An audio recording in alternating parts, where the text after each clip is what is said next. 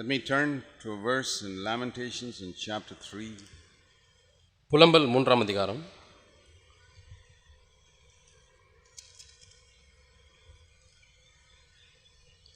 It says in verse 27. 27ஆம் வசனத்திலே இப்படி வாசிக்கிறோம். It's good for a man that he should bear the yoke in his youth. தன் இளம் பிராயத்தில் நுகத்தை சுமக்கிறது மனுஷனுக்கு நல்லது. Let him sit alone and be silent, since he has laid it on him. அவரே அதை தன்மேல் வைத்தார் என்று அவன் தனித்திருந்து மௌனமாய் இருக்க கடவன். Let him put his mouth in the dust, perhaps there is hope.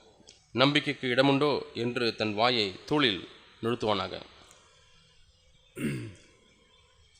When God allows a child to be born in the world, he also has a plan and purpose for that child. தேவன் ஒரு குழந்தையை இந்த உலகத்திலே பிறக்க செய்யும் பொழுது அதோடு கூட அந்த குழந்தைக்கென்று ஒரு திட்டத்தையும் தீர்மானத்தையும் வைத்திருக்கிறார். And only God can show that to you. அதை தேவன் மட்டுமே உங்களுக்கு காண்பிக்க முடியும். You must believe that God has a plan for your life which was determined before you were born. நீங்கள் பிறப்பதற்கு முன்பதாகவே தேவன் உங்களுக்கென்று தீர்மானித்திருக்கிற ஒரு திட்டம் உண்டு என்பதை நீங்கள் நம்ப வேண்டும். And the way you respond to what God is speaking to you in your young days will determine whether that plan will be fulfilled or not. உங்களுடைய இளம் நாட்களிலே தேவன் அவ்வப்பொழுது பேசுகிற காரியங்களுக்கு நீங்கள் எப்படி கீழ்ப்படுகிறீர்கள், எப்படி நடந்து கொள்கிறீர்கள் என்பதை பொறுத்தே அந்த தீர்மானம் நிறைவேறுமா நிறைவேறாதா என்று நாம் சொல்ல முடியும். God wants us to be available to him right from the time we are young. நீங்கள் இளம் பிராயத்திலிருந்தே தேவனுக்கென்று எப்பொழுதும் தயாருள்ளவர்களாய் இருக்க வேண்டும் என்று தேவன் எதிர்பார்க்கிறார். You know, Jesus said, "Take my yoke upon you." என் நுகத்தை உங்கள் மீது ஏற்றுக்கொள்ளுங்கள் என்று இயேசு சொன்னார். And here it says it's good for a person to bear that yoke when he is young.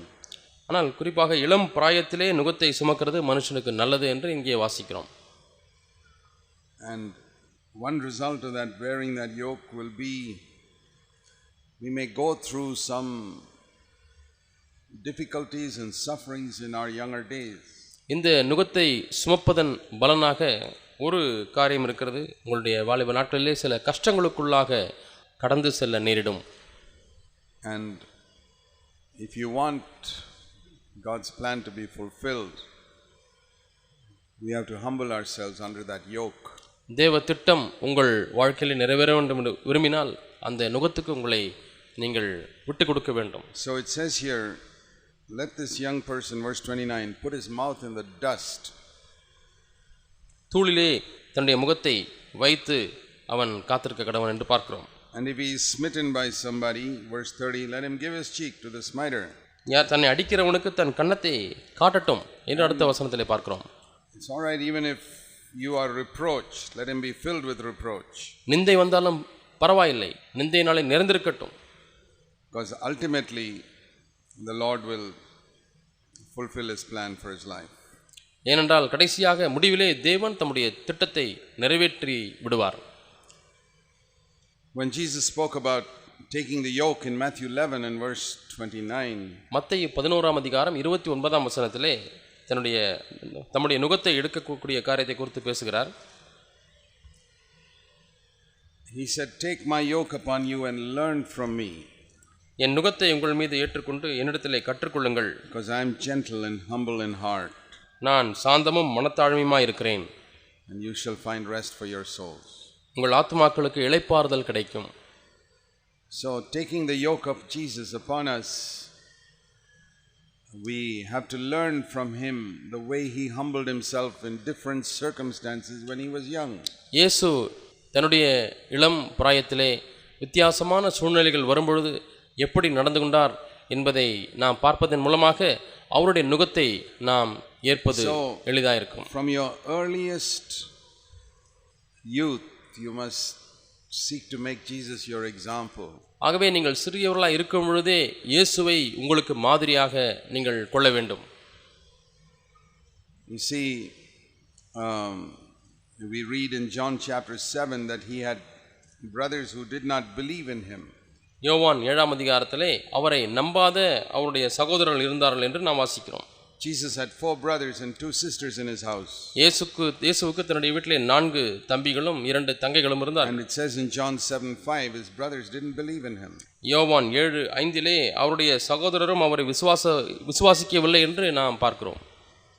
Now God the Father planned the entire education of Jesus on this earth. இயேசு இந்த பூமியிலே இருக்கும் பொழுது அவர் கற்றுக்கொள்ள வேண்டிய சகல காரியங்களையும் தேவன் முன்னதாகவே தீர்மானித்திருக்கிறார்.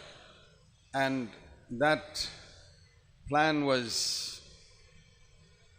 that he should go through all this difficult type of situation in his home. தன்னுடைய குடும்பத்திலே கூட வீட்டிலே கூட இவ்விதமான கஷ்டமான சூழ்நிலைகளுக்குள்ளாய் கடந்து செல்ல வேண்டும் என்பதும் தேவனுடைய திட்டத்தின் ஒரு பகுதியாக இருக்கிறது. See, God could have arranged Jesus to be in a home where maybe he was the only child of Mary. மரியாளுக்கு தான் ஒருவர் மட்டுமே மகனாக இருக்கக்கூடிய ஒரு குடும்பத்தை பிதாவானவர் அவருக்கு ஏற்படுத்தி கொடுத்திருந்திருக்கலாம். Then life would have been very easy. அப்படி என்றால் வாழ்க்கையானது மிகவும் சுமூகமாக இருந்திருக்கும். Where you do what you like and you get everything you want because you're the only child. ஒரே பிள்ளையா இருக்கிறபடினாலே விரும்புகிறதை செய்யலாம், விரும்புகிறபடி வாழலாம். But when you have to share your small little house with many other brothers and sisters. ஆனால் ஒரு சிறு வீட்டிலே இன்னும் பல தம்பி தங்கைகளோடு கூட சேர்ந்து வாழ வேண்டும், பகிர்ந்து வாழ வேண்டும் என்று சொல்லும் பொழுது, and you may like to eat a lot of food but you have to share it with your brothers and sisters. நீங்களே விசேஷித்த ஆகாரம் செய்யும் பொழுது எல்லாவற்றையும் நீங்களே சாப்பிட வேண்டும் போல இருக்கும். ஆனால் என்ன செய்வது, தம்பிக்கோ தங்கையோ இருந்தால் கண்டிப்பாக பகிர்ந்து கொடுக்க வேண்டும். You have to eat very little. ஆகவே நீங்கள் குறைவாக தான் சாப்பிட முடியும். And when there are many children, parents can't spend too much money on luxuries. அநேக பிள்ளைகள் ஒரு குடும்பத்தில் இருக்கும் பொழுது சொகுசு காரியங்களுக்காக பெற்றோர்களால் அதிகமான பணத்தை செலவழி செய்ய முடியாது. And so God allowed Jesus to be born in such a home. ஆகவே தேவன் இயேசுவை இப்படிப்பட்ட ஒரு குடும்பத்திலே பிறக்கும்படியாக தீர்மானித்து அனுமதித்தார். Because he was preparing him for the most fantastic ministry that any man ever had. எந்த ஒரு மனிதனுக்கும் இதுவரை இல்லாதிருந்த அற்புதமான ஒரு ஊழியத்திற்கென்று இயேசு கிறிஸ்துவை ஆயத்தம் பண்ணும்படியாக அப்படி தேவன் தீர்மானித்தார். If God has planned a ministry for you, he's going to take you through all types of difficult circumstances first. உங்களுக்கென்று தேவன் ஒரு ஊழியத்தை வைத்திருக்கிறாரே என்று சொன்னால் அதற்கு முன்பதாக கடினமான சூழ்நிலைகளுக்குள்ளாக உங்களை எடுத்துச் செல்ல வேண்டியிருக்கிறது. And he'll see whether you accept those circumstances. அவ்விதமான சூழ்நிலைகளை நீங்கள் ஏற்றுக்கொள்கிறீர்களா என்பதை அவர் பார்க்க போகிறார். See it as the yoke of Jesus. That means Jesus also went through those circumstances and you learn from his example. இயேசுவுடைய நுகம் என்று சொன்னால் அவரும் இவ்விதமான சூழ்நிலைகளுக்குள்ளாக கடந்து சென்று அவர் நமக்கு ஒரு மாதிரியா இருக்கிறார். You know how a yoke is, 2 bullocks plowing this field together. நுகத்தடி என்றால் உங்களுக்கு தெரிந்திருக்கும், 2 காளை மாடுகள் தங்களுடைய கழுத்திலே சுமந்து வண்டியை இழுக்க பயன்படக்கூடிய அந்த தடிதான். The Lord will never ask you to do something which he has not already done. தேவன் ஏற்கனவே செய்யாத ஒரு காரியத்தை நீங்கள் செய்யும்படியாய் அவர் எதிர்பார்க்கிறதில்லை. That is a great encouragement to me. இது எனக்கு பெரிய உற்சாகமாக இருக்கிறது. That any temptation I face, he has already faced it. நான் சந்திக்கிற எந்த ஒரு சோதனையாக இருந்தாலும் ஏற்கனவே அவர் சந்தித்திருக்கிறார். So whatever you may be facing in your home or from your parents or anywhere, உங்களுடைய குடும்பத்திலேயோ அல்லது பெற்றோர் இடத்திலேயோ அல்லது வேறு எந்த இடத்திலேயோ நீங்கள் சந்திக்கிற எந்த ஒரு சோதனையாக இருந்தாலும் சரி, the comfort you can get is that Jesus already faced it. இயேசு ஏற்கனவே அவ்விதமான சோதனைகளை சந்தித்தார் என்பதிலிருந்து தான் உங்களுடைய ஆறுதலை பெற்றுக்கொள்ள முடியும். So it's good for a young man to bear the yoke of Jesus. இளம் பிராயத்திலே ஒரு வாலிபன் இயேசுவின் நுகத்தை சுமப்பது அவனுக்கு நல்லது. A young sister, வாலிப சகோதரியே, to say, Lord, this difficult circumstance I'm going through is part of the yoke of Jesus. ஆண்டவரே, இப்பொழுது நான் கடந்து செல்லுகிற இந்த கடினமான சூழ்நிலை இயேசுவினுடைய நுகத்தின் ஒரு பகுதியாக இருக்கிறது என்று சொல்ல வேண்டும். What is the meaning of that verse we read? Let him put his mouth in the dust. தன்னுடைய வாயை தூளிலே நுழுந்துவானாக என்றால் அதனுடைய பொருள் என்ன?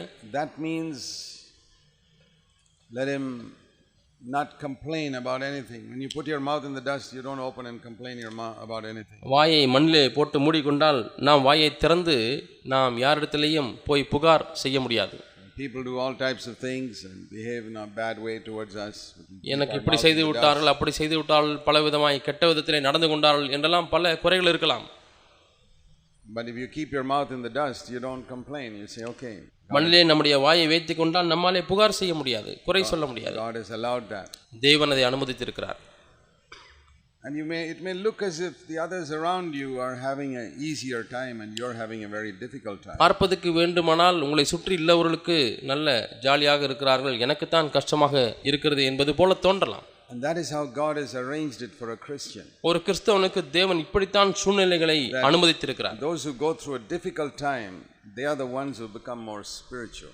கடினமான சூழ்நிலைகளுக்குள்ளாக கடந்து செல்லுகிறவர்கள் தான் அதிக ஆவிக்குரியவர்களாய் மாறுகிறார்கள். Those who go through a very easy time usually end up as very worldly and carnal. ஆனால் கஷ்டங்களே இல்லாத சுமூகமான பாதைக்குள்ளாய் கடந்து செல்லுகிறவர்கள் அவர்கள் உலகத்தாராகவும் மாம்சீகமானவர்களுமாய்த்தான் முடிகிறார்கள். So if you find in your life certain things that you're not very happy with, ஆகவே உங்களுடைய வாழ்க்கையிலே சந்தோஷமில்லாத ஒரு சில காரியங்கள் நடைபெறும் பொழுது, some of those things you can never change. ஒரு சில காரியங்களை உங்களால் மாற்றவே முடியாது. And the devil wants you to always be unhappy about it. அந்த குறிப்பிட்ட காரியத்தை குறித்து நீங்கள் எப்பொழுதுமே துக்கமுள்ளவர்களாக இருக்க வேண்டும் என்றே பிசாசு விரும்புகிறான். So that he spoils your life. அப்படி செய்யும் பொழுது உங்களுடைய வாழ்க்கையை அவன் வீணடித்து விடுகிறான். We have to accept whatever God has allowed in our life.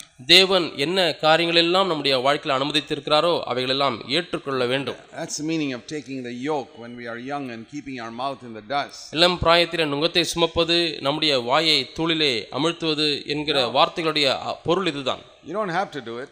நீங்களாக அதை செய்ய தேவையில்லை. You can shake off that yoke and say, I don't want any of this. எனக்கு இந்த நுகம் வேண்டாம் என்று உதிரை தள்ளிவிட்டு போய்விட முடியும். And you don't keep your mouth in the dust, but open it and complain and all that. You can do that if you want. வாயை மண்ணிலே போய் நீங்கள் மூடிக்கொள்ளாமல் நீங்கள் வாயை திறந்து பலரிடத்திலே இவர்களை பற்றி இன்னாரை பற்றி எல்லாம் குறை சொல்லிக்கொண்டே இருக்க முடியும். Then God won't be able to fulfill the ministry He has for you. அப்படியானால் தேவன் உங்களுக்கென்று வைத்திருக்கிற அந்த ஊழிய திட்டத்தை நிறைவேற்ற முடியாது. And you may not realize it because you may still live a good life on earth. ஆனாலும் நீங்கள் ஒரு நல்ல வாழ்க்கை இந்த பூமியிலே வாழ முடியும். ஆகவே தேவன் அந்த ஊழியத்தை நிறைவேற்ற முடியவில்லை என்பதை உங்களாலே உணர முடியாமலே போய்விட முடியும். But think one day when you stand before Jesus in heaven at the end of your life. உங்களுடைய வாழ்க்கை முடிகிறது, நீங்கள் பரலோகத்திலே தேவனுக்கு முன்பாக அங்கே நிற்கிறதை எண்ணி பாருங்கள். And the Lord shows you the plan that He had made for your life. உங்களுடைய வாழ்க்கைக்கென்று தேவன் வைத்திருந்த அந்த திட்டத்தை உங்களுக்கு காண்பிக்கிறார். Just think of it like this. இப்படி நீங்கள் எண்ணி பாருங்களேன், கற்பனை செய்து பாருங்கள். At the end of your life you stand before Jesus.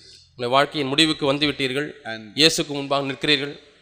He shows you a video of your life, how it would have been if you had taken His yoke and submitted right from your youth. உங்களுடைய இளம் பிராயத்திலிருந்தே அவருடைய நுகத்தை நீங்கள் ஏற்றுக்கொண்டு அவருக்கு நீங்கள் கீழ்ப்படிந்திருந்தால் உங்களுடைய வாழ்க்கை எவ்விதமாய் மாறி இருக்கும் என்கிறதான ஒரு வீடியோ காட்சியை உங்களுக்கு காண்பிக்கிறார். And you see in that video what a useful life you could have had.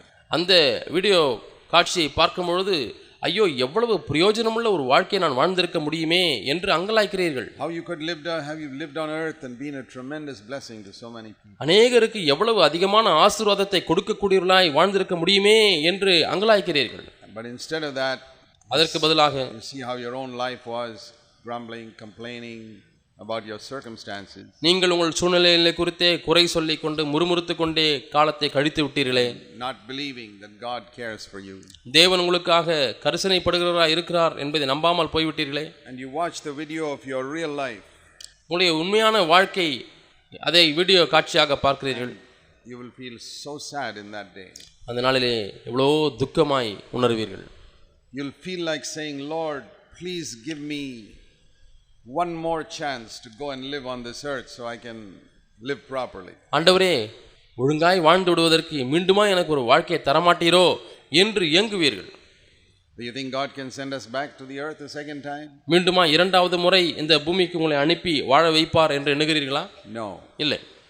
We have only one chance to live on this earth. இந்த வாழ்க்கை ஒரே ஒரு வாழ்க்கை தான், வாழ்வதற்கு ஒரே ஒரு தருணம் தான். And God has given us His word to show us the right way to live.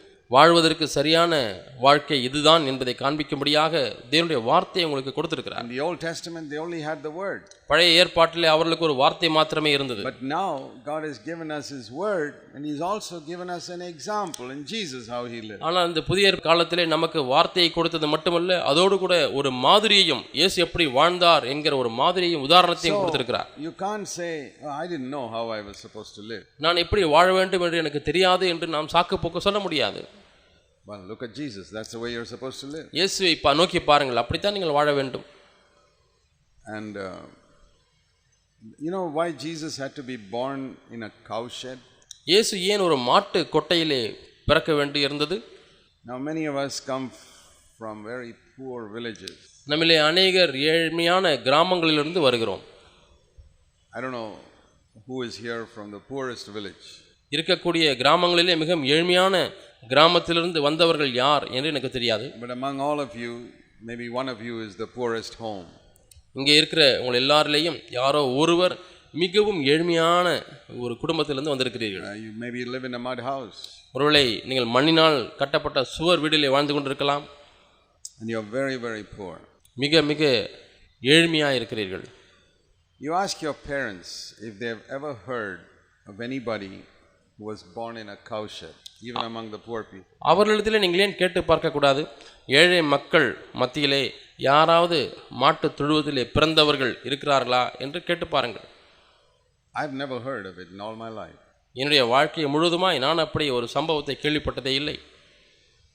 Why did Almighty God, who could plan the birth of his son for thousands of years, plan it like that?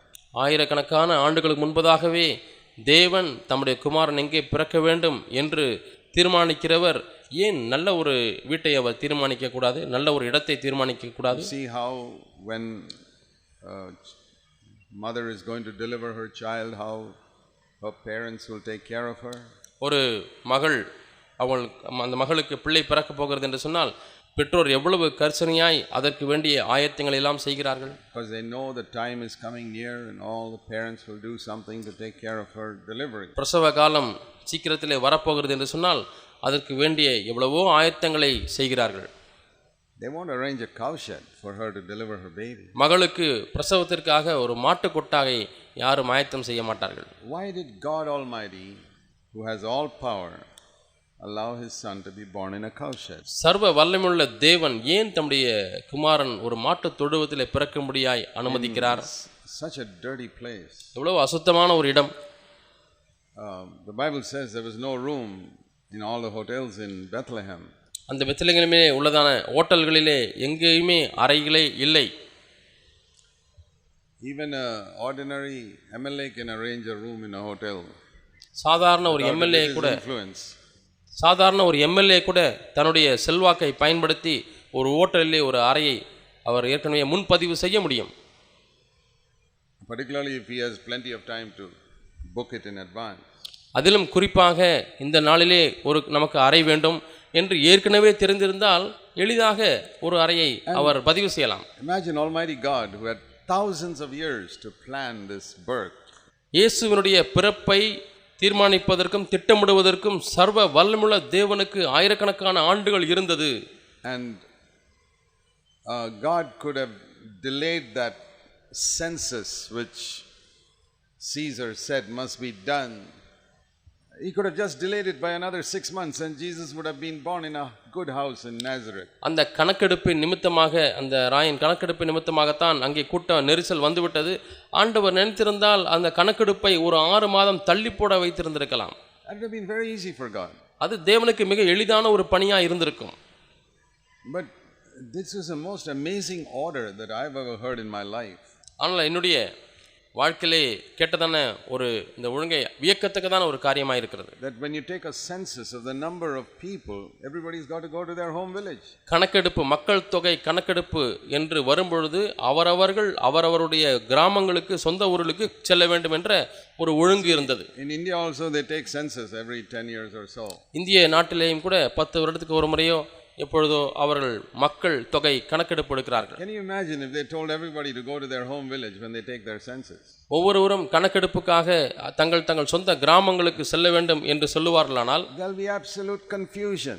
எவ்வளவோ குழப்பங்கள் நேரிடும். And what is the need to go to your home village when you're just counting the number of people? ஜனங்களுடைய தலையை எண்ணுவதற்காக ஏன் கிராமங்களுக்கு போக வேண்டும்? But Caesar made that rule. ஆனால் இந்த ராயன் அவர் இந்த சட்டத்தை அவர் இயற்றினார். You know why? ஏன் தெரியுமா? Because there was a prophecy that Jesus was to be born in Bethlehem. இயேசு பெத்லகேமிலே பிறக்க வேண்டும் என்றதான ஒரு தீர்க்கதரிசனம் முன்னதாகவே கொடுக்கப்பட்டிருந்தது. And Joseph and Mary were living in Nazareth. ஆனால் யோசேப்பும் மரியாளும் நாசரேத்தூரிலே தான் வாழ்ந்து கொண்டிருந்தார்கள். We could say, well, why didn't God choose some young girl in Bethlehem? ஏன் பெத்லகேமிலே இயேசு கிறிஸ்து பிறக்கும்படியாக ஒரு தாயை ஏன் பெத்லகேமிலேயே தேர்ந்தெடுத்திருக்க கூடாது? I think God looked all over Israel for some young 17-year-old girl who would be wholehearted. முழு இருதயமுடைய ஒரு 17 வயது நிரம்பிய ஒரு மகள் இருக்கிறாளா என்று தேவன் இஸ்ரவேல் முழுவதுமாய் தேடி பார்த்திருந்திருப்பார். You know, just like today also he looks for 17-year-old boys and girls who are wholehearted. இன்றைக்கும் முழு இருதயமுடைய 17 வயது நிரம்பிய வாலிப தம்பிமார்கள் இருக்கிறார்களா, தங்கைமார்கள் இருக்கிறார்களா என்று ஆண்டவர் தேடிக்கொண்டு தான் இருக்கிறார். And he looked all over Israel and he found one only in Nazareth. இஸ்ரவேலிலே அவர் தேடி பார்த்தவன் கடைசியாக நாசரேத்தூரிலே தான் ஒரு பெண்மணி இருந்தார்கள். So what to do? There's no wholehearted girl in Bethlehem.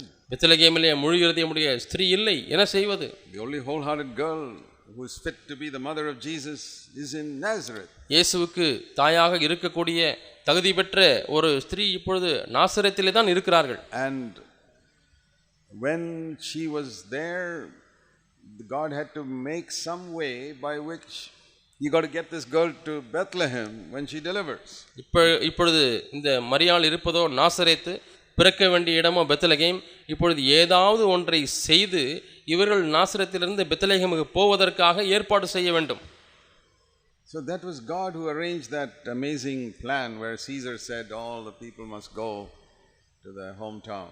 ஆகவே எல்லாரும் தங்கள் ஊருக்கு கணக்கெடுப்புக்காக செல்ல வேண்டும் என்றதான ஒரு புதிய சட்டத்தை இயற்றும்படியாக தேவனே அங்கே ஏற்படுத்தியிருந்தார். That has to be at the time when Jesus has to be, Mary has to deliver. அதுவும் எந்த காலகட்டத்திலே என்று சொன்னால் மரியாளுக்கு பிரசவ காலம் சரியாக வரும் பொழுது அந்த கணக்கெடுப்பும் வர வேண்டும். And so that they will go there and they'll find all the hotels are booked because everybody has come to their home village for census. எல்லாருமே கணக்கெடுப்புக்காக தங்கள் கிராமங்களுக்கு வந்திருக்கிற அப்படினாலே கிராமங்களிலே உள்ளதான எல்லா ஹோட்டல் அறைகள் எல்லாரையும் அவர் ஏற்கனவே புக் செய்து விட்டார். Otherwise there would have been plenty of room in the hotel. இல்லாத பட்சத்திலே அந்த ஹோட்டல்களிலே எவ்வளவோ அறைகள் காலியாக இருந்திருக்கும். God planned it. There should be no room in the hotel.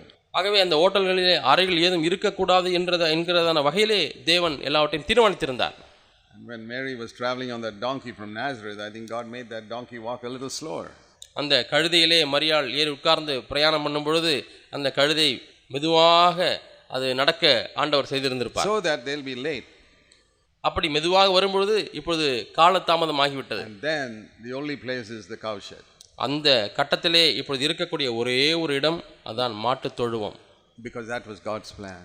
ஏனென்றால் அதுதான் தேவனுடைய தீர்மானம். Because there is a principle in Christian ministry. கிறிஸ்தவ ஊழியத்திலே உள்ள ஒரு கோட்பாடு ஒன்று.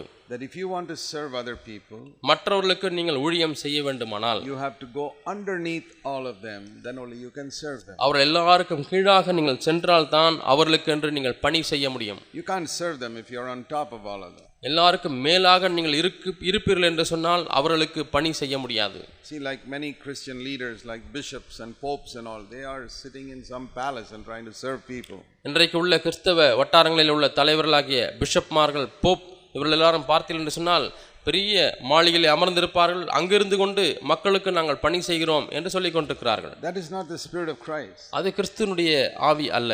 Jesus came underneath people to help them. ஜனங்களுக்கு உதவி செய்யும்படியாக எல்லாருக்கும் கீழாக அவர் வந்தார். So I want all of you young people to understand this right from the beginning. ஆரம்பத்திலிருந்தே இந்த காரியத்தை நீங்கள் விளங்கிக் கொள்ள வேண்டும் என்று வாலிபர்களாக உங்களை குறித்து நான் விருப்பப்படுகிறேன். If you want God to use you, நீங்கள் தேவன் உங்களை பயன்படுத்த வேண்டுமா? You must say, Lord, I never want to be above anybody. ஆண்டவரே, யாருக்கும் மேலாக நான் போய்விட வேண்டாம் என்று சொல்லுங்க. I want to be underneath everyone, then only I can lift them up. ஆண்டவரே, எல்லாருக்கும் கீழாக நான் இருக்க வேண்டும், அப்பொழுது மட்டுமே அவர்களை நான் தூக்க முடியும். How can I be above them and be an example? அவர்களுக்கு மேலாக நான் இருந்து கொண்டு எப்படி ஒரு உதாரணமாக இருக்க முடியும்? See, there are so many poor people in the world who are in very, very difficult circumstances. இந்த உலகத்திலே பல கடினமான சூழ்நிலைகளுக்குள்ளாக இருக்கக்கூடிய ஏழை எளிய மக்கள் இருக்கிறார்கள். And Jesus took a birth in such a low position so that nobody can say, you don't understand my difficulty. என்னுடைய கஷ்டமான சூழ்நிலைகள் எல்லாம் உங்களுக்கு தெரியாது, புரியாது என்று யாருமே சொல்லக்கூடாது என்றுதான் ஆண்டவர் எல்லாருக்கும் கீழாக அந்த மாற்றுத் தொழுவத்திலே பிறந்தார். I'm trying to tell you what it means to take the yoke of Jesus and put our mouth in the dust. இயேசுனுடைய நுகத்தை எடுத்துக்கொள்வது என்றால் என்ன, வாயை தூளிலே நிறுத்துவது என்றால் என்ன என்பதை குறித்து விளக்கி சொல்லிக் கொண்டிருக்கிறேன். And then he grew up in a home where he had 4 brothers and 2 sisters who didn't believe in him. அவரிலே விசுவாசம் வைக்காத 4 சகோதரர்கள் 2 சகோதரிகள் இருந்த ஒரு குடும்பத்திலே அவர் வளர்ந்தார். And they must have irritated him in so many ways in 30 years. 30 ஆண்டு காலமாக பல விதங்களிலே இயேசுவுக்கு எரிச்சல் ஊட்டியிருப்பார்கள். And Jesus never sinned. ஆனாலும் இயேசு பாவம் செய்யாதவராய் இருந்தார். You try and picture this in your mind. உங்கள் மனதிலே இதை கற்பனை செய்து பாருங்கள். See, Joseph was a very poor carpenter. யோசேப்பு மிகவும் ஏழை தச்சனாய் இருந்தார். And if you want to know the type of house that Jesus lived in, just look at one of the village houses in India. You'll understand the type of house Jesus lived in. எப்படிப்பட்ட வீட்டிலே வாழ்ந்தார் என்பதை நீங்கள் விளங்கிக் கொள்ள வேண்டுமானால் இந்த உள்ள கிராமங்களிலே ஒரு வீடுகளுக்கு சென்று பாருங்கள். A very simple house. மிகவும் எளிமையான ஒரு வீடு. They didn't have any concrete roof or anything like that. Concrete கூரை எல்லாம் அவர்களுக்கு இல்லை. Very simple house. மிகவும் எளிமையான வீடு. Very ordinary floor. சாதாரணமான தரை. And a small house where these 7 children had to sleep. 7 பிள்ளைகள் அங்கே தூங்க வேண்டியிருந்தது. அப்படிப்பட்ட ஒரு சிறிய வீடு.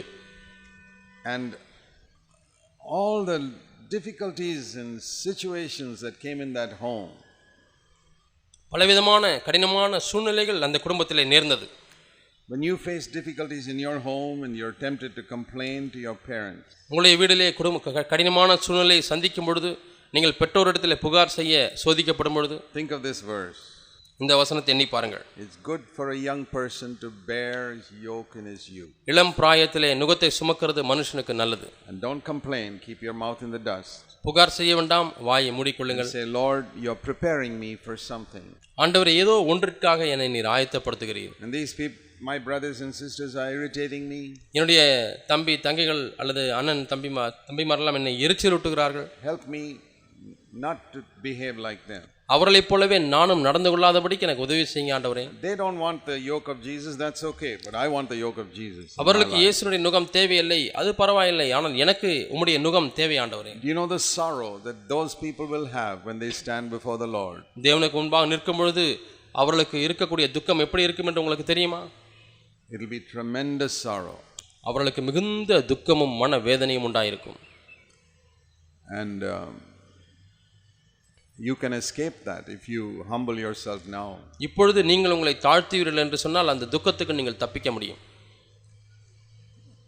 In all those situations Jesus never sinned. இந்த எல்லா சூழ்நிலைகளிலேயும் ஒரு காலம் இயேசு பாவம் செய்யவில்லை. He never complained. ஒரு காலம் அவர் புகார் செய்யவில்லை. No matter how his brothers treated him, how his sisters treated him. அவருடைய சகோதரிகள் எப்படி அவரை நடத்தியிருந்தாலும் சரி. You know, in India we know that older brothers are entitled to some respect.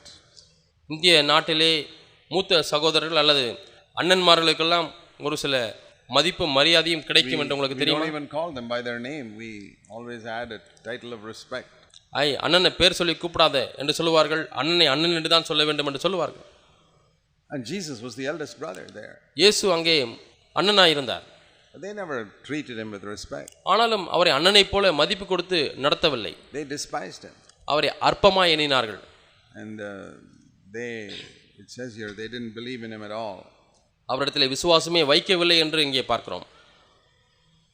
When Mary would tell the other children, this elder brother, he's not born like all of you, he's the son of God.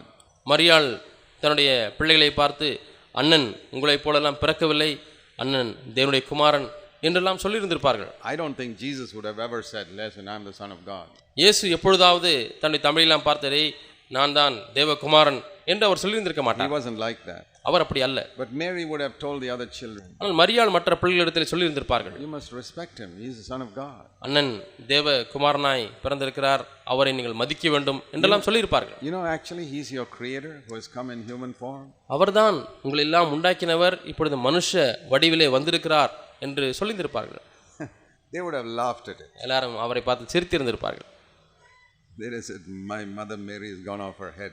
இந்த அம்மாவுக்கு ஏதோ மனசுல கோளாறு வந்து விட்டது என்று சொல்லியிருந்திருப்பார்கள். She's talking such nonsense. If somebody told you that your brother was the Son of God, what would you think? நீங்கள் கற்பனை செய்து பாருங்கள், உங்க அண்ணனை உங்க அம்மா வந்து அவன் தான் தேவகுமாரன் என்று சொல்லி சொன்னால் நீங்கள் என்ன செய்வீர்கள்? He is the creator of the universe. இவன் தான் முழு உலகத்தையும் உண்டாக்கினான், இந்த அண்ணன் தான் உண்டாக்கினான் என்று சொன்னால், And he looks just like you, behaves like you, he has to go, he has even got to go to the toilet like you. ஆனால் அண்ணன் உங்களைப் போலவே இருக்கிறார், உங்களைப் போலவே எல்லாவற்றையும் செய்து கொண்டிருக்கிறார், உங்களைப் போலவே அவரும் கழிவறைக்கு ஓடி ஓடி செல்ல வேண்டியிருக்கிறது. Say, what, this is the creator of the universe, look at him. இவர் தான் உலகத்தை உண்டாக்கினவரா, இவரை பாருங்கள் என்றெல்லாம் கேலி செய்திருப்பார்கள். That is how much Jesus humbled himself. இந்த அளவுக்கு இயேசு தம்மை தாழ்த்தினார். Look just like us, behaved like us. நம்மை போலவே அவர் காட்சியளித்தார், நம்மை போகவே நடந்து கொண்டார். He never wanted to show that I am better.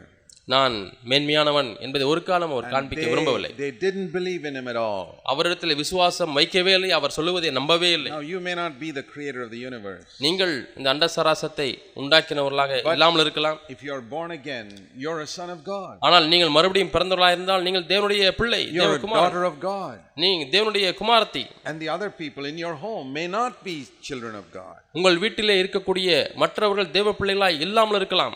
So in a sense, you're also like Jesus in that home. ஒரு விதத்திலே சொல்லப் போனால் உங்களுடைய குடும்பத்திலே நீங்கள் இயேசுவை போல இருக்கிறீர்கள். And you got to behave like he behaved. அவர் நடந்து கொண்ட விதமாகவே நீங்களும் நடந்து கொள்ள வேண்டும். The other people can behave as they like. மற்றவர்கள் தாங்கள் விரும்புகிறபடி நடந்து கொள்ளலாம். But if you're a child of God, you have to behave in a different way. ஆனால் நீ தேவனுடைய பிள்ளையாய் இருந்தால் நீ வித்தியாசமாய் நடந்து கொள்ள வேண்டும். That's where you can take the example of Jesus. இங்கே தான் இயேசுவை மாதிரியாக வைத்துக் கொள்ள முடியும். Because your brothers and sisters may also make fun of you. What do you think you're a son of God? Who do you think you are? நீ யார்ப்பா, நீ என்ன தேவ பிள்ளையா என்றெல்லாம் உங்களை பார்த்து கிண்டல் பண்ணுவார்கள், கேலி செய்வார்கள். Then think of how they made fun of Jesus. அப்பொழுது இயேசுவை எப்படி கிண்டல் செய்திருப்பார்கள் என்று எண்ணி பாருங்கள். He never got irritated with them. ஒரு காலம் இயேசு அவர்களிடத்திலே கோபமடையவில்லை, எரிச்சல் அடையவில்லை. That is our example. அவர்தான் நம்முடைய மாதிரி. And you know the result of that? இதனுடைய விளைவு பலன் என்ன என்று தெரியுமா?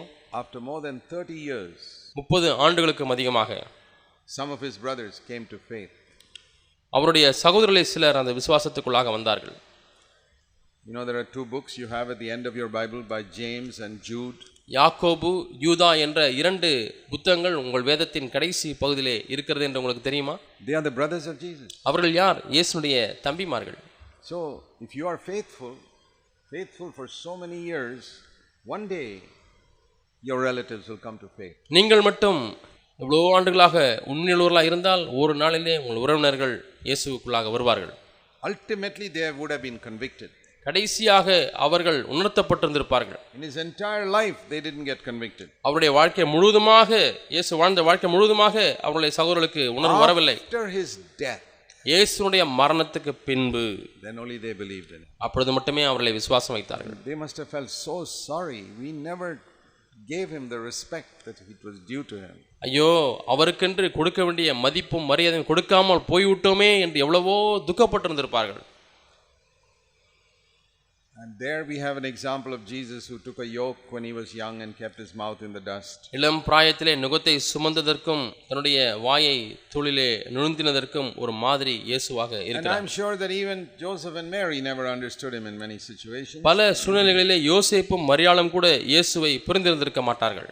And your parents also may not understand you in certain situations. சில சூழ்நிலைகள் வரும்பொழுது உங்களுடைய பெற்றோரும் உங்களை புரிந்து கொள்ளாமல் இருக்கலாம். Because your parents may not have faith. ஏனென்றால் உங்கள் பெற்றோருக்கு விசுவாசம் இல்லாமல் இருக்கலாம். Who is going to be your example then? அப்பொழுது யார் உங்களுக்கு மாதிரியாக இருக்க போகிறார்கள்? Again, Jesus. மீண்டுமாய் இயேசுதான் மாதிரி. And because Jesus was so faithful for 30 years, 30 ஆண்டுகளாக இயேசு அவ்வளவு உண்மையுள்ளவராய் இருந்தபடினாலே we see these wonderful words that God spoke about him in Luke 3:22. லூக்கா 3ஆம் அதிகாரம் 22ஆம் வசனத்திலே தேவன் பேசின அருமையான வார்த்தைகளை குறித்து நாம் வாசிக்கிறோம். This is before Jesus preached any sermon or did any ministry. இயேசு எந்த ஊழியத்தையும் செய்வதற்கு முன்பதாக, எந்த அற்புதங்களையும் செய்வதற்கு முன்பதாக சொல்லப்பட்ட ஒரு நற்சாட்சி. Thou art my beloved son, in thee I am well pleased. லூக்கா 3:22 நீர் என்னுடைய நேசகுமாரன், உம்மிலே பிரியமாயிருக்கிறேன் என்று நற்சாட்சி வருகிறது. What was it that pleased the Father? பிதாவை பிரியப்படுத்தின காரியம் என்ன? Now if he had gone around preaching powerful sermons and bringing so many people to faith, then you can understand Father is very happy. பல இடங்களுக்கு வல்லமையாய் பிரசங்கம் செய்து திரளான ஆத்துமாக்களை தேவனிடத்தில் கொண்டு வந்து அதற்கு பிறகு இப்படிப்பட்ட சாட்சி உண்டாயிருந்தால் சரி, இது நிமித்தமாய்த்தான் பிதாவானவர் பிரியமாயிருக்கிறார் என்று சொல்லலாம். Some of you may look at me standing up here preaching every year and say, oh, of course God is very happy with Brother Zach. உங்களிலே ஒரு சிலர் என்னை பார்க்கிறீர்கள், வருஷந்தோறும் கான்ஃபரன்ஸ் கூட்டங்களிலே பிரசங்கித்துக் கொண்டிருக்கிறேன், ஆகவே நான் பிரசங்கிக்கிறபடினாலே தேவன் சகோதரர் ஜாக் அவர்கள் மீது பிரியமாக இருக்கிறார் என்று எண்ணலாம். You look at your life, you never preach any sermon and you say, how can God be happy with me? ஆனால் நானும் ஒரு பிரசங்கத்தை கூட பண்ணவில்லையே, என்னிடத்தில் எப்படி தேவன் சந்தோஷமாக இருக்க முடியும் என்று கேட்கிறீர்கள். See, God said this about Jesus when he got baptized. இயேசு ஞானஸ்நானம் பெறும்பொழுது தேவன் இயேசுவை குறித்து இங்கே நற்சாட்சி கொடுக்கிறார். Read that in the previous verse. அதற்கு முந்தின வசனங்களிலே அதை குறித்து வாசிக்கிறீர்கள். He had never even preached one sermon till that time. அந்த நேரம் வரை ஒரு பிரசங்கத்தை கூட அவர் செய்யவில்லை. Never did any ministry. எந்த ஊழியத்தையும் செய்யவில்லை. If you had asked Jesus, what have you been doing all these 30 years? ஆண்டவரே, இந்த 30 ஆண்டுகளாக என்னதான் செய்து கொண்டிருந்தீர் என்று கேட்டால், well, I stayed at home. நான் வீட்டிலே தங்கியிருந்தேன்.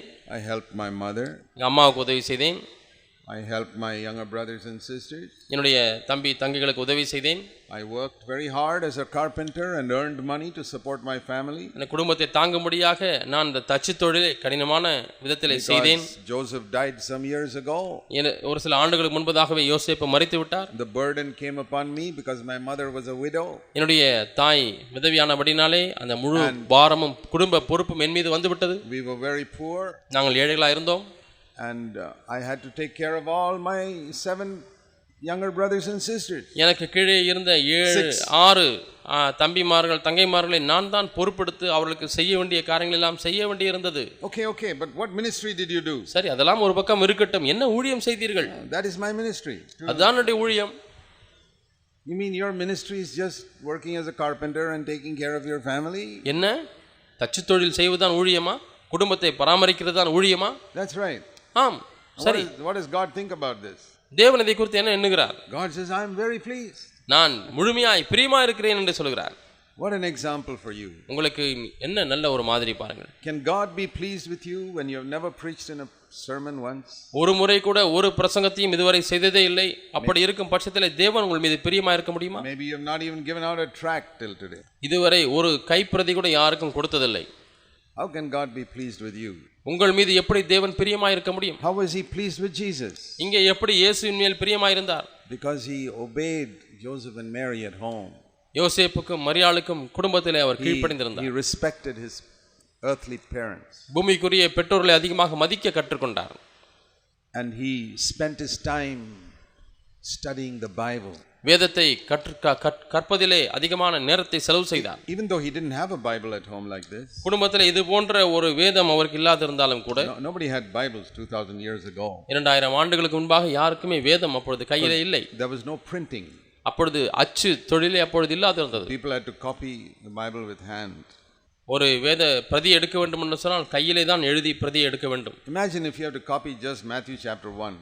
மத்தேயு 1ஆம் அதிகாரத்தை மட்டும் நீங்கள் உங்களுக்கு வேதம் இல்லாதபடினாலே யாருடைய பைபிளையோ வாங்கி நீங்கள் அதை பார்த்து நோட்டில் எழுத வேண்டும் என்று எண்ணி பாருங்கள். What a long time that will take. அதற்கு ஒரு அதிகாரத்துக்கு மட்டும் எவ்வளவு நேரம் ஆகும்? They used to copy the whole Bible like that.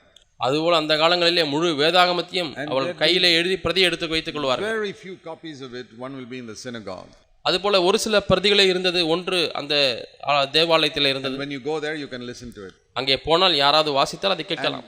Jesus knew just by listening, he listened so carefully in the meeting that he knew the Bible by the time he was 12 years old. கூட்டங்களிலே அவர் உட்கார்ந்து கருத்தோடு அங்கு வாசிக்கக்கூடிய வேத வார்த்தைகள் எல்லாம் கேட்டபடினாலே 12 வயதிலேயே அவர் வேதத்தை நன்றாய் அறிந்திருந்தார். You read in Luke chapter 2. லூக்கா 2ஆம் அதிகாரம். You know, when he was 12 years old, he was sitting in the temple talking to some of the great 70-year-old Bible scholars. அவர் 12 வயது நிரம்பிய பொழுது 70 வயது நிரம்பிய வேத வல்லுநர்களிடத்திலே அவர் பேசிக் கொண்டிருக்கிறார். And he was listening to them, verse 46. 46ஆம் வசனத்திலே அவர்களுக்கு அவர் கவனித்துக் கொண்டிருந்தார். And he asked them some questions. அவர்களிடத்திலே சில கேள்விகளையும் கேட்டார். And questions which they did not know the answer. அவர்களுக்கே பதில் தெரியாத சில கேள்விகளை இயேசு He அவர்களிடத்திலே said, why கேட்டார். does it say like this in this verse and like this in this verse? ஏன் இந்த காரியம் இந்த வசனத்தில் இப்படி சொல்லப்பட்டிருக்கிறது அந்த வசனத்தில் அப்படி சொல்லப்பட்டிருக்கிறது? And they didn't know. அவர்களுக்கு தெரியவில்லை. Then he said, okay, I'll explain to you. அதற்கு பிறகு நான் உங்களுக்கு சொல்லுகிறேன் என்று இவர் விவரித்து சொல்கிறார். And he explained and they said, oh, that's right, we never thought about that. ஓ, சரியாகத்தான் சொல்லுகிறாய், இதை குறித்து நாங்கள் எண்ணி பார்க்கவே இல்லையே. And it says here in verse 47, they were absolutely amazed at his understanding and his answers. 47ஆம் வசனத்திலே லூக்கா 2ஆம் அதிகாரத்திலே அவர் பேச கேட்ட யாவரும் உடைய புத்தியையும் அவர் சொன்ன மாறுத்திறனும் குறித்து பிரமித்தார்கள். How old was he? அவருக்கு எவ்வளவு வயதா இருந்தது? 12 years old. 12 வயதே நிரம்பியவர். That's younger than all of you sitting here. இங்கே உட்கார்ந்து இருக்கிறவங்க எல்லாரையும் காட்டிலும் இளமையான வயது. And he didn't have a Bible at home. குடும்பத்திலே அவருக்கு வேதமும் இல்லை. He listened carefully. தேவாலயத்திலே அவர் கவனத்தோடு கேட்டுக்கொண்டிருந்தார். So what I want to say to you is, நான் உங்களுக்கு சொல்ல வேண்டுவது என்னவென்றால், that's why the Father was pleased with him. ஆகவே தான் அவரிடத்திலே பிதாவானவர் பிரியமாயிருந்தார். He didn't preach, our பிரசங்கிக்கவில்லை, but he lived a life. ஆனால் ஒரு வாழ்க்கையை வாழ்ந்து காண்பித்தார். And he knew the scriptures. வேதங்களை அறிந்திருந்தார். So I want to encourage you to take the yoke of Jesus upon you. இயேசுவுடைய நுகத்தை உங்கள் மீது ஏற்றுக்கொள்ளும்படியாக உங்களை உற்சாகப்படுத்துகிறேன். Whenever you have some spare time, இப்பொழுதெல்லாம் உங்களுக்கு நேரம் கிடைக்கிறதோ, don't read novels. நாவல் புத்தகங்களை வாசிக்க வேண்டாம். Read the Bible. வேதத்தை வாசியுங்கள். That's more important. மிக முக்கியமானது. That novel will not help you to be a spiritual person. அந்த வாசிக்கக்கூடிய நாவல்கள் உங்களை ஆவிக்குரிய நபராக இருப்பதற்கு உதவி செய்யாது. The Bible will change your life. வேதம் உங்கள் வாழ்க்கையை மாற்றும். And your friends may go and see movies. உங்களுடைய நண்பர்கள் எல்லாம் போய் அவர்கள் சினிமா காட்சிகளை பார்த்து கொண்டிருக்கலாம். Let them go and see that. They don't want to fulfill God's purpose for அவர்கள் தங்களுக்கு என்று வைத்திருக்கிற தேவ திட்டத்தை நிறைவேற்ற விரும்பவில்லை. But you say, Lord, I don't want to see those movies. ஆண்டவரே, அந்த சினிமா காட்சிகளை நான் பார்க்க மாட்டேன். I want to keep myself pure. ஆண்டவரே, என்னை பரிசுத்தவனாய் காத்துக்கொள்ள விரும்புகிறேன். And God will preserve you. தேவன் கண்டிப்பாக உங்களை பாதுகாப்பார். For himself. தனக்கென்று உங்களை பாதுகாப்பார். So we see here, ஆகவே நாம் இங்கே பார்க்கிறோம், that this is how God, it also says about him that when he went down to Nazareth, verse 51, he obeyed Joseph and Mary. 51ஆம் வசனத்திலே அவர் நாசரேத் ஊரிலே சேர்ந்து அவர்களுக்கு கீழ்ப்படிந்திருந்தார், யோசேப்புக்கும் மரியாளுக்கும். And because he did that, இவைகளை அவர் செய்தபடினாலே he grew in favor with God, it says in verse 52. 52ஆம் வசனத்திலே தேவ கிருபையிலே அவர் வளர்ந்தார். And he was God was very happy with him. இவருடைய வாழ்க்கையிலே பிதாவானவர் அல்லது தேவன் சந்தோஷமா இருந்தார். God was watching Jesus growing up. இயேசு வளருகிற காரியத்தை தேவன் கூர்ந்து கவனிக்கிறார். I want to say God is watching you as you grow up. நீங்கள் வளருகிற வாழ்க்கையும் தேவன் கூர்ந்து கவனித்துக் கொண்டிருக்கிறார். On a particular day, அந்த குறிப்பிட்ட நாளிலே God said, okay, சரி, now you can go out. இப்பொழுது நீ வெளியே புறப்பட்டு போகலாம். And in 3.5 years he had the most fantastic ministry that any person ever had. எந்த ஒரு நபருக்கும் இல்லாத வகையிலே 3.5 ஆண்டுகள் அற்புதமான ஒரு ஊழியத்தை இயேசு கிறிஸ்து செய்தார். But that is after 30 years of preparation. ஆனால் அந்த ஊழியத்திற்கு ஆயத்த நாட்கள் 30 ஆண்டுகளாக இருந்தது. So I want to say to you, உங்களுக்கு நான் சொல்ல விரும்புவது என்னவென்றால், that in your younger days, உங்களுடைய வாலிப நாட்களிலே allow God to prepare you so that by the time you're 30 years old, you can have a fantastic ministry. 30 வயதாய் உங்களுக்கு ஆகும் பொழுது அற்புதமான ஒரு ஊழியத்தை நீங்கள் கொண்டிருக்கும்படியாக தேவன் உங்களை ஆயத்தப்படுத்தும்படியாக விட்டுக் கொடுங்கள். You brothers and you sisters, சகோதரர்களே சகோதரிகளே, I want you to believe that God has got a fantastic ministry ahead of தேவன் you. உங்களுக்கு முன்பதாக அருமையான ஒரு ஊழியத்தை வைத்திருக்கிறார். To serve him. அவருக்கு ஊழியம் செய்யும்படியாக. In this land. இந்த தேசத்திலே. Glorify his name. அவருடைய நாமத்தை மகிமைப்படுத்தும்படியாக. And I want to encourage you to believe that God will fulfill that. இந்த காரியத்தை தேவன் நிறைவேற்றுவார் என்று நீங்கள் விசுவாசிக்கும்படியாக உங்களை கேட்கிறேன். And you pray to God, and if you made a mistake in the past, just humble yourself and say, Lord, I'm sorry, I don't want to do that again. கடந்த காலங்களிலே தவறுகளை செய்திருப்பீர்கள் என்று சொன்னால் உங்களை நீங்களே தாழ்த்தி, ஆண்டவரே என்னை மன்னியும், நான் அதை செய்ய விரும்பவில்லை என்று சொல்லுங்கள். And say, Lord, I want to fulfill your plan for my life. ஆண்டவரே, என் வாழ்க்கையில் நீர் வைத்திருக்கிற திட்டத்தை ஆண்டவரே நீர் நிறைவேற்றும்படியாக நான் விரும்புகிறேன் என்று சொல்லுங்கள். I know you've got a plan, I want you to fulfill it. ஆண்டவரே, நீர் எனக்கு ஒரு திட்டத்தை வைத்திருக்கிறீர், நான் அதை நிறைவேற்ற விரும்புகிறேன். Don't disappoint God. தேவனை ஒரு காலம் நீங்கள் அவரை ஏமாற்றி விட வேண்டாம். There are so many other young people just like you who have not taken the yoke of Jesus in their younger days.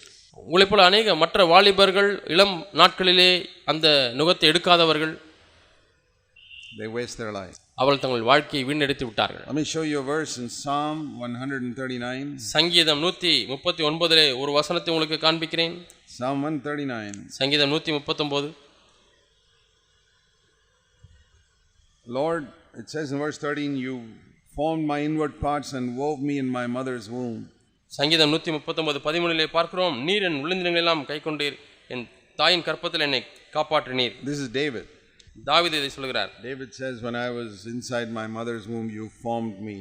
நான் என் தாயின் கற்பத்திலே இருக்கும் பொழுது நீர் என்னை உருவாக்கினீர் என்று சொல்கிறார்.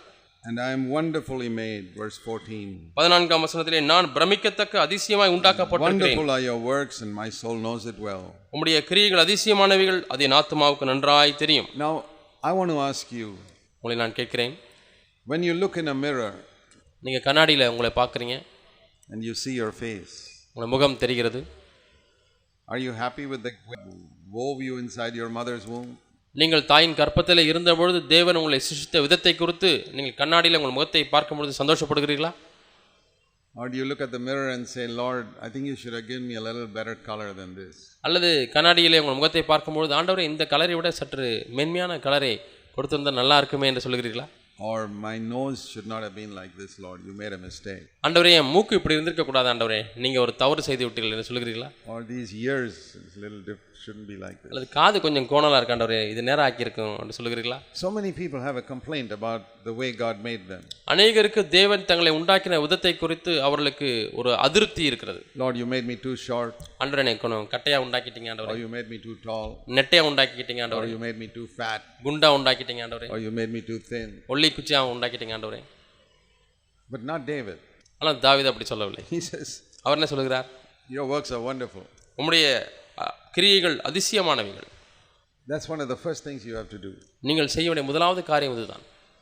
I want you to do that sometime. நீங்கள் சில சமயத்தில் இப்படி செய்ய வேண்டுமாய் விரும்புகிறேன். You go in front of a mirror கண்ணாடிக்கு முன்பாக நின்று கொண்டு and look at your face முகத்தை பாருங்கள். and say, Lord, ஆண்டவரே your work is wonderful. உம்முடைய கிரியைகள் அதிசயமானவைகள். You have done it perfectly. நீர் பூரணமாய் செய்திருக்கிறீர். You gave me the absolute correct height, size, shape, face, color, everything. ஆண்டவரே பூரண அமைப்பு, வடிவு, நிறம், மிருகு எல்லாவற்றையும் கொடுத்திருக்கிறீர் ஆண்டவரே. God doesn't make a mistake. தேவன் ஒரு காலம் தவறு செய்கிறவர் அல்ல. I started losing my hair when I was 22 years old. எனக்கு 22 வயதான் ஆனது. அப்பொழுதே என்னுடைய தலையில முடி விட ஆரம்பித்து விட்டது. I think most young people, if they start losing their hair when they are 22, they'll get into a panic. அநேக வாலிபர்கள் 22 வயசுலேயே முடி விட ஆரம்பித்தது என்று சொன்னால், தலையில வழுக்க ஆரம்பித்தது என்று சொன்னால் உடனே கலங்கி போய் விடுவார்கள். Yeah, initially I tried some cream and all, nothing worked. So I said, okay. ஆரம்பத்திலே சில விசேஷித்த கிரீம் எல்லாம் போட்டு பார்த்தேன், ஆனால் ஒன்றும் வேலை செய்யவில்லை. Only maybe 5-6 months I tried, it didn't work. I forget it, I said. 5-6 மாதம் அதை பயன்படுத்தி பார்த்தேன், ஒன்றும் வழி இல்லை. ஆகவே அதை தூக்கி போட்டு அதெல்லாம் மறந்து விட்டு என்று தூக்கி எறிந்து விட்டேன். God wants me to be like this. நான் இப்படிதான் இருக்க வேண்டும் என்று தேவன் விரும்புகிறார் என்று சொன்னேன். And God had a purpose. தேவன் அதிலேயும் ஒரு நோக்கத்தை வைத்திருந்தார். You may wonder, what is the purpose in God making a young fellow bald? ஒரு வாலிப பையனுக்கு தலையிலே வழுக்கை விழ வைப்பதிலே தேவனுக்கு என்ன நோக்கம் இருக்கலாம் என்று நீங்கள் ஆச்சரியப்படலாம். God has a purpose in everything, even if you don't know the reason. உங்களுக்கு என்ன காரணம் என்று தெரியாவிட்டாலும் தேவன் அதற்கென்று ஒரு காரணத்தை வைத்திருக்கிறார். So one of the things God had given me was a gift of preaching, even when I was young. நான் வாலிபனா இருந்த பொழுதே தேவன் எனக்கு கொடுத்த வரம் பிரசங்கிக்கிற வரம். When I was about 23 years old, I was preaching to 5,000 people. நான் 23 வயதாய் இருக்கும் பொழுது 5000 பேருக்கு பிரசங்கித்துக் கொண்டிருந்தேன். And they would look at my bald head. அவர்கள் என் வழுக்கை தலையை பார்ப்பார்கள். And they'd think, oh, this chap must be about 35 years old. We let us listen to him. 23 வயது தான் எனக்கு ஆகியிருந்தது. ஆனால் என்னை கேட்கிறவர்கள் ஓஹோ இவர் 35 வயசு இருந்திருக்கும், ஆகவே கவனமாய் கேட்போம் என்று சொல்லி எல்லாம் கவனமாய் கேட்டுக்கொண்டிருப்பார்கள். If they knew that I was only 23, they would not have listened to me. எனக்கு 23 வயசு தான் ஆகுதுன்னு சொல்லி அவங்க தெரிஞ்சிருந்தாங்கன்னா நான் பேசுகிறதை அவர்கள் கேட்டிருக்க மாட்டார்கள். This young fellow, what is இவருக்கு என்ன தெரியும் என்று சொல்லி அவர்கள் திரும்பி வேற எங்க பார்த்து கொண்டிருப்பார்கள். So I see that God had a purpose. ஆகவே தேவனுக்கு ஒரு நோக்கம் இருந்தது என்று நான் பார்க்கிறேன். And I'll tell you something. நான் ஒன்றை உங்களுக்கு சொல்கிறேன். Everything about your appearance and everything, God has got a purpose. You may not know it, but உங்களுடைய தோற்றம் எப்படி இருக்கிறது, உங்களுடைய அமைப்பு எப்படி இருக்கிறது, எல்லாவற்றிலும் தேவனுக்கு என்று ஒரு தீர்மானம் இருக்கிறது. He doesn't make a mistake. அவர் ஒரு காலம் தவறு செய்வதில்லை. You wove me in my mother's womb. என் தாயின் கர்ப்பத்திலே நீர் என்னை சிருஷ்டித்தீர். And not only that. அது மட்டுமல்ல, Lord, ஆண்டவரே, verse 16, you wrote a book with my name on it. ஆண்டவரே, என்னுடைய பெயர் எழுதப்பட்ட ஒரு புத்தகம் உம்மிடத்தில் இருக்கிறது. And all the days I have to live on earth were written in that book. நான் இந்த பூமியிலே வாழக்கூடிய எல்லா நாட்களை குறித்தும் அந்த புத்தகத்தில் எழுதப்பட்டிருக்கிறது. From the first day to the last day. முதல் நாளிலிருந்து கடைசி நாள் Like a diary. ஒரு டைரியை போல. You know, you can write in a diary. ஒரு நாளேட்டிலே நீங்கள் எழுதி கொண்டே இருக்கலாம். Okay, 5th of May I went to Nanilam. மே 5ஆம் தேதி நன்னிலம் சென்றேன். God also has got a diary. The only thing he has written it before it happens. நீங்கள் நடந்த பிறகு சம்பவங்களை நாளேட்டிலே எழுதுகிறீர்கள். தேவன் ஒரு நாளேடை வைத்திருக்கிறார். அந்த டைரியிலே முன்பதாகவே எழுதி வைத்திருக்கிறார். This is where I want him to go on so and so day, and this is where I want him to do. இந்த தேதியிலே இங்கெங்கே செல்ல வேண்டும், என்னென்ன காரியங்களை செய்ய வேண்டும் என்று அவர் ஏற்கனவே அதை எழுதி வைத்திருக்கிறார். Imagine if you believe that. நீங்கள் இதை விளங்கிக் கொண்டு விசுவாசித்தால் எப்படி இருக்கும்? David believed it. தாவீது அதை நம்பினான். God, this boy has to become the king of Israel at the age of 30. 30 வயதிலே இந்த மனிதன் இஸ்ரவேலுக்கு ராஜாவாக வர வேண்டும். He didn't know that when he was a young boy. தாவீதுக்கு அது தெரியாது. வாலிபனாக இருக்கும்போது after sheep. அவன் ஆடு மேய்த்துக் கொண்டிருந்தான். But he feared God and he was praising God. ஆனால் அவன் தேவனுக்கு பயந்து தேவனை துதித்துக் கொண்டிருந்தான். So I want to say to you, ஆக உங்களுக்கு சொல்ல விரும்புகிறேன், in your young age, இந்த வாலிப நாட்களிலே believe that God has written a diary with a plan for your life. தேவன் உங்களுடைய வாழ்க்கையின் திட்டத்தை ஒரு டைரியிலே எழுதி வைத்திருக்கிறார். He did not make any mistake in the way he made your body. உங்களுடைய சரீரத்தை உண்டாக்கின விதத்திலே அவர் எந்த ஒரு தவறையும் செய்யவில்லை. He did not make any mistake in the type of parents he gave you. எந்த விதமான பெற்றோரை உங்களுக்கு கொடுத்திருக்கிறார் என்பதிலேயும் அவர் தவறு செய்யவில்லை. He did not make any mistake in the type of intelligence he gave you. உங்களுக்கு எந்த அளவுக்கு புத்தி கூர்மையை கொடுத்திருக்கிறார் என்பதிலேயும் அவர் தவறு செய்யவில்லை. Do you think God makes everybody equally intelligent? எல்லாரையும் ஒரே விதமான புத்தியோடு கூட உண்டாக்குகிறாரா? இல்லை. Paul was very intelligent and Peter, I don't know whether Peter used to come 40th in the class or something like that. Pavul மிகுந்த புத்தி கூர்மையுள்ளவராக இருந்தார். ஆனால் பேதுருவை பற்றி ஒருவேளை வகுப்பிலே 40வது rank வாங்கியிருப்பார். Person gets 40th rank in the class, can God use him? வகுப்பிலே 40வது rank வாங்குகிறவரை தேவன் பயன்படுத்த முடியுமா? Sure. கண்டிப்பாக. Peter was not a very clever person. பேதுரு மிகவும் புத்திசாலி அல்ல. God couldn't use him to write the type of Romans and Ephesians and all that Paul wrote. Pavul எழுதின ரோமர், எபேசியர் போன்ற புத்தகங்களை எழுதும்படியாக பேதுருவை தேவன் பயன்படுத்த முடியவில்லை. But Peter had a tremendous ministry. ஆனாலும் பேதுருவுக்கென்று ஒரு பெரிய ஊழியம் இருந்தது. So it doesn't matter. God can use intelligent person or a person who is not very educated. புத்தியுள்ள ஒரு மனிதனையோ அல்லது புத்தி குறைந்த ஒரு மனிதனையோ யார் வேண்டுமானாலும் தேவன் பயன்படுத்த முடியும். Paul and Peter God used. இப்படித்தான் தேவன் பவுலையும் பேதுரையும் பயன்படுத்தினார். So I want to encourage you, whatever your intelligence, color, skin, God has got a plan for you. உங்களுடைய புத்தி எவ்வளவு இருந்தாலும் சரி, உங்களுடைய நிறம், உங்களுடைய அமைப்பு எப்படி இருந்தாலும் சரி, தேவன் உங்களை பயன்படுத்த முடியும். So say, Lord, I want to fulfill that plan for my life. ஆண்டவரே, என்னுடைய வாழ்க்கைக்கென்று நீர் வைத்திருக்க திட்டத்தை நிறைவேற்ற நான் விரும்புகிறேன். And in your younger days, learn one thing. உங்கள் இளம் பிராயத்திலே ஒன்றை கற்றுக்கொள்ளுங்கள். To give thanks to God for everything. எல்லாவற்றுக்காகவும் தேவனுக்கு நன்றி சொல்ல கற்றுக்கொள்ளுங்கள். Not to complain or murmur about anything in your life. உங்களுடைய வாழ்க்கையில் நடக்கக்கூடிய எந்த சூழ்நிலையை குறித்தும் நீங்கள் குறை சொல்லவோ முறுமுறுக்கவோ வேண்டாம். Whenever I speak to young people, this is the main thing I tell them, what I told you today. இன்றைக்கு நான் என்ன உங்களுக்கு சொன்னேனோ இதைத்தான் நீங்கள்லாம் வாலிபர்களுக்கு பேச வேண்டும் என்று விரும்புகிறேன். நான் இங்கே சொல்லுகிறேன். And I keep on repeating it. நான் அதை தொடர்ந்து சொல்லிக்கொண்டே தான் இருப்பேன். Because there are new young people growing up in our churches. ஏனென்றால் நம்முடைய சபைகளிலே புதிய வாலிபர்கள் வளர்ந்து கொண்டு வருகிறார்கள். Who haven't heard these things. இவைகளை கேட்காத வாலிபர்கள் இருக்கிறார்கள். I want you to know that. நீங்கள் அதை அறிந்து கொள்ள வேண்டும் என்று விரும்புகிறேன். If you have heard it 3-4 times before. இதற்கு முன்பதாக 2-3 முறைகள் கேட்டிருந்தாலும் சரி. Maybe God is telling you again because you are not gripped by it. நீங்கள் இதனாலே பற்றி பிடிக்கப்படாதபடினாலே மீண்டுமாய் தேவன் உங்களோடு கூட பேசுகிறார். He wants you to be gripped by it today. இன்றைக்கு இந்த காரியத்தினாலே நீங்கள் பற்றி பிடிக்கப்பட வேண்டும். Let's pray.